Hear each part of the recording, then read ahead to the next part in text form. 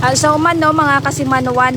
panambalik kita sa aton karang Facebook live kaya medyo mahina no rong signal iya kara sa area kiina nga ni nakaistorya naton no si Nanay Alicia no imawro nga tag iya itry karon nga nasambitan no nga batsuyan kung sa siin nga ni sumunggab rong ray karon nga truck no nga maghalin sa direksyon ita Banwa ita Kalibo paagtungan ni kunta sa Banwa ita Katiklan kata madugaan raya no ita control kaya madanlog siguro nga ray karon nga kasada haya mabasko grong ugan no kaina nga aga suno no kay Nanay Alicia haya 5 years o mga 5 years ita nga ni sanda nga nagatindog anda karang nga batsuyan no iya karon sa lugar garay tangani rong natabo no nga aksidente mga kasimanwa. So rin na mabalik kita ito sa may area.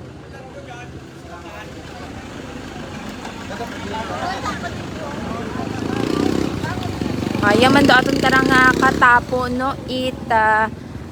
record nga tangalan municipal police station no maga-imbestigar.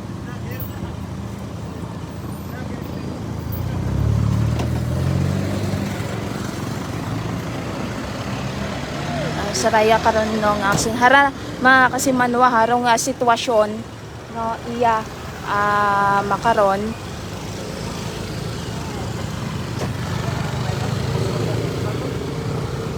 nga parte itaray karon nga nasambitan nga truck mga kasimanwa. So wa matano ita ninahan saray karon nga natabo nga aksidente daywa nga nirong sakay no itaray karon nga nasambitan nga truck mga kasimanwa kasi na okay mata arong ray karon nga mga sakay samad nga ni norong ray karon nga side mirror no itaray karon ano yan. So pasensya gid no mga kasimanwa nagakaduga ro aton karang signal ya kara sa area. Pero umano naton no rong record nga natabo nga ni detalye initial nga information nga aton karang nabuo maghalin karon sa area. Suno sa record nga aroraya bingkaron nga sambato nga truck mga kasimanwa nakikita naton makaron sa aton karang live. Hay bukod tay involved raya sa sa aksidente bali man ang mura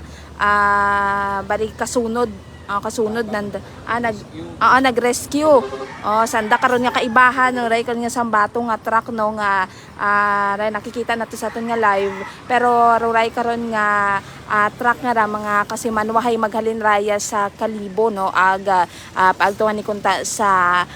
ray karon nga Banwa ita Katiklan pero suno sa ray karon nga sambato nga ni kinang na-interview naton hay nadugaan ita control bangod nga mabasko grong ugan no kaina nga mga alas 2 ita aga dumiretso nga ni raya sa raya karon nga sang kabatyoyan no nga ginatag-iya na panag-iyahan ni Nanay Alicia ginasugid na nga ni nakarang nga mga 5 years at nga ni sandara nga nagatindog aray karon nga batsuyan no iya karon sa lugar agaray nga nirong natabo mga kasimanwa. So far okay matarong daywa kasakay rong driver kaibahan ni try karon no nga nasambitan nga truck makaron iya man daoton karang nga taga Tangalan Municipal Police Station para nga imbestigaran pagid rong ray karon nga naguntad nga aksidente mga kasimanwa. So rayro aton no nga mga natipon nga balitaan magaliya kara sa aton nga area of responsibility sa Kite Patrol with kasimanwa nga Jerome Lastimosa para sa patas agmay tagpusong pagpanerbisyo publiko